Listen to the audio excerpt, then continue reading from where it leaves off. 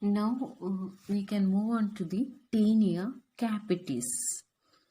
So tinea capitis, it is the dermatophyte infection in the scalp or in the hairs.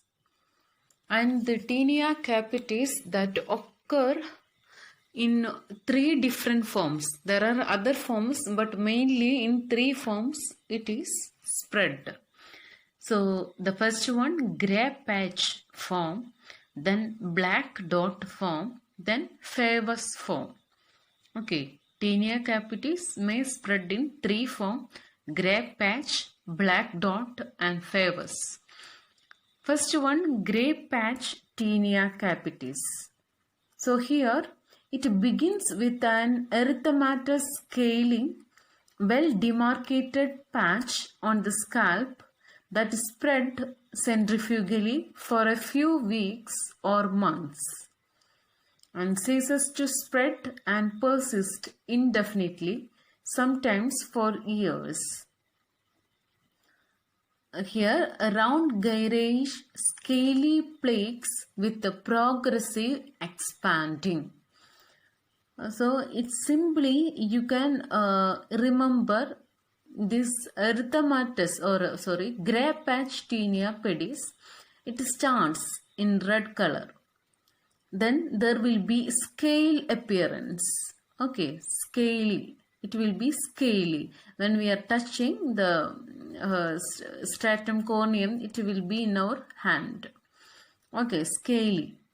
Then well demarcated patch. It will be well demarcated or well rounded patch on the scalp that is spread centrifugally. That means away from the center. It will be spread away from the center, and it will be persist for a few weeks or months. Then it may be stops its spreading, and it may be it will not cause any problem to the person. Then again, sometimes for years it may persist in our body, or in our hair or in the scalp. Okay. Then the scaly plates, it will have the progressive expanding. So when we can understand that it is tinea capitis, it doesn't confuse with hair loss. Okay, tinea capitis is easily identified because there will be scaly nature. Okay, and in the areata, there will not be alopecia areata, there will not be scaly appearance. Okay, so tinea capitis, there will be erythematous lesions and centrifugal appearance, and the patchy hair loss will be present. Okay. Next one, black dot tinea capitis. So here it usually begins as an asymptomatic. There will not show any signs and symptoms. And again there will be a reddish appearance. Erythematous scaling will be present. And slowly it enlarges. Lesions may be single or multiple. Early lesions are easily overlooked, and the disease is not usually noticed until the areas of alopecia become evident.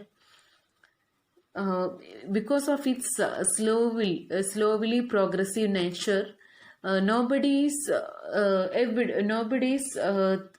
noticed this type of alopecia or this type of fungal infection. Okay, when this alopecia is evident, that time only the person will be aware of the hair loss. And when you are observing this patch, a round patch of alopecia with overlying scale and black dots at the site of follicular opening is present. So when you are observing the alopecia site, you can see a black dots at the site of follicular opening. Okay, so that's why it is known as the black dot Taenia capitis.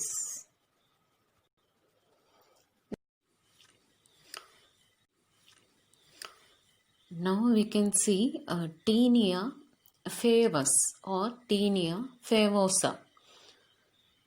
It's a perifollicular erythema on the scalp which progresses to the characteristic finding of concave, cup-shaped yellow crust called scutula. Scutula are composed of fungi, neutrophils, dried serum and epidermal cells, and some may have unpleasant smell. Okay. This favors you can see in children's, especially the infants. Okay. Okay, I already said it is occurs in children's, especially the infant or in children's. So you can see the central portion. There is scutular appearance. Okay, in Malayalam, പറ്റവര എന്നൊക്കെ പറയും, പറ്റവര എന്നൊക്കെ. Anyway, scutula it is commonly favors. It's commonly in children. Okay, when you are taking bath regularly, it will subside. Okay, and when you are seeing this type of crust or this type of lesions in the children or in the infants, don't pluck it. Okay, if it is plucked out, there may be chance of reddish appearance and hair loss. The children will not have any pain. Okay, it is painless when you are plucking. It is painless. Usually when we are start plucking our hair, it is very painful, right? But due to this infection, while plucking this area, it is painless, but leads to hair loss. And now we move on to the next condition, that is Taenia manam. So Taenia manam in simple means we can say it is the infection of the Taenia infection of the hand. So you can see in this picture the hand is fully dry and the creases are hyperkeratosis is there, right? In the palmar creases there will be hyperkeratosis. Okay. Taenia manam is a fungal infection of one or occasionally both hands. It often occurs in patient with Taenia pedis. The palmar surface is diffusely dry and hyperkeratotic.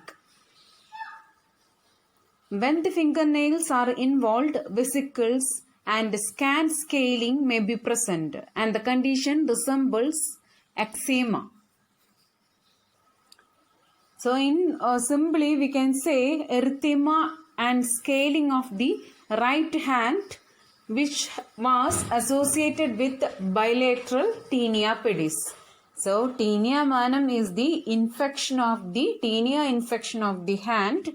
It may be occur in one hand or in both hand, and usually it is associated with Taenia pedis. And sometimes there will be nail infections too. Okay, onychomycosis. Now we can see another Taenia infection, that is Taenia barbae. Taenia barbae means ringworm infection of the beard. Not only the beard, mustache also will be affected. Okay. And the morphology of this Taenia barbae is different. Okay, it cannot be say it's a circular or a ring shape. Okay, we can't say, because it will come as a different morphology. Okay, different shape and different form it will be spread from one area to another. And it look like a pyogenic infections. Okay, pus forming infections. So feel like, and the treatment is needed here.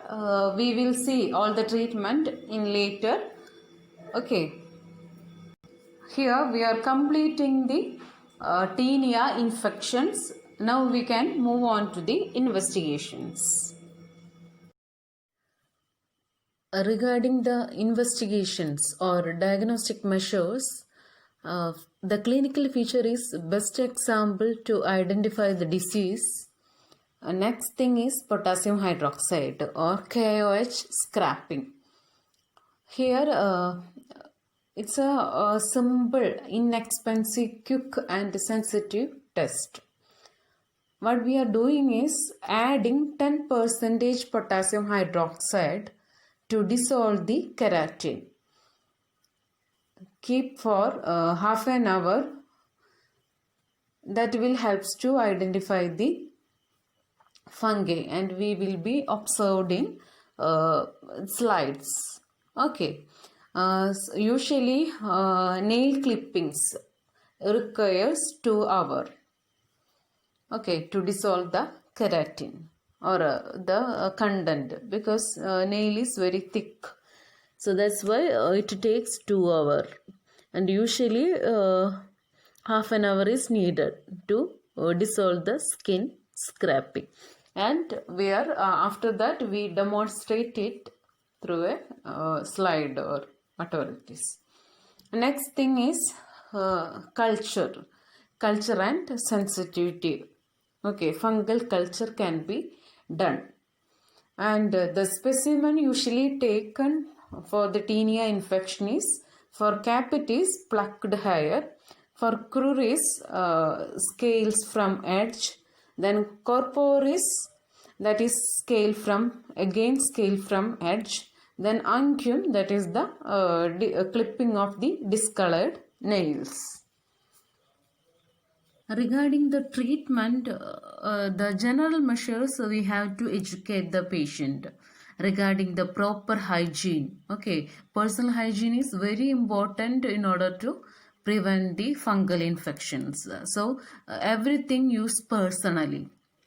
Okay, the towels, then comb, okay, all the cloth, okay, then chappals, everything should be in a personal, or you have to keep in private.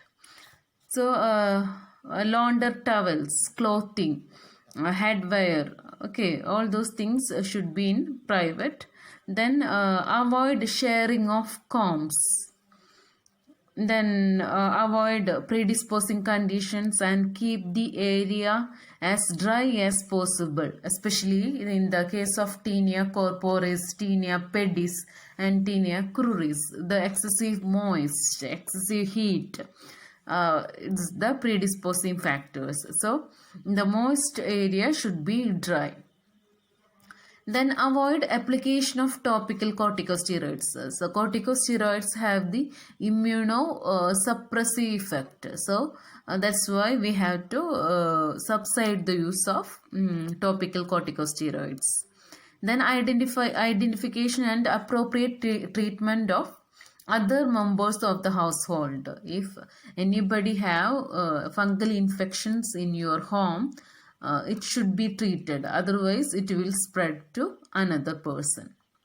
Okay, and regarding the activity and diet, there is no special restrictions for that. Then next we can move on to the drug. Again, avoid use of synthetic clothes, that is especially in case of allergy.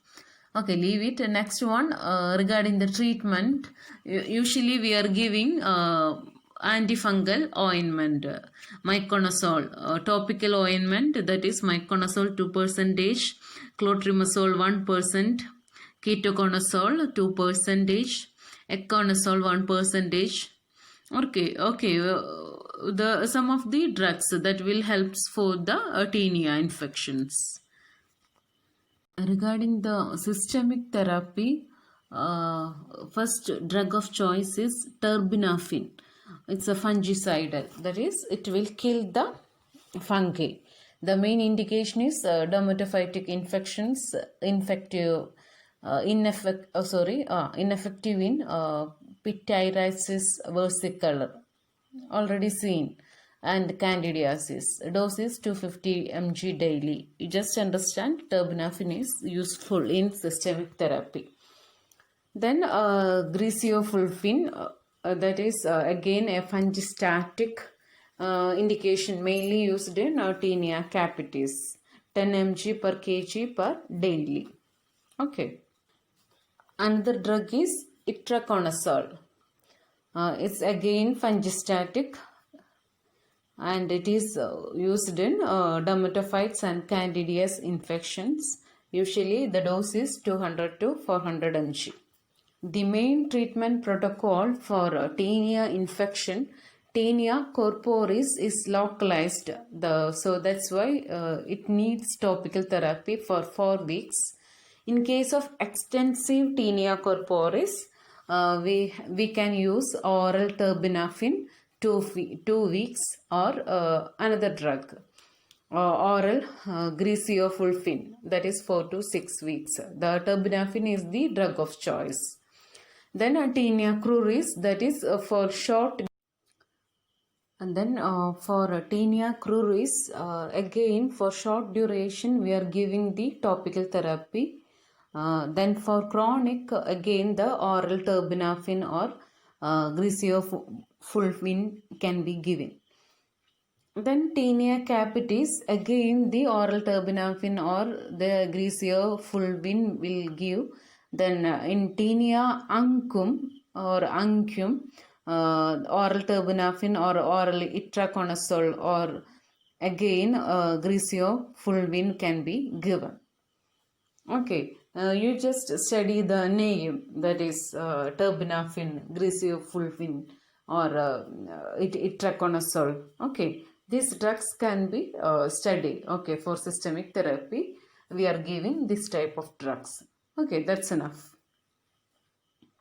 Okay, so that's all regarding the tinea infections or the dermatophytes infection of the skin.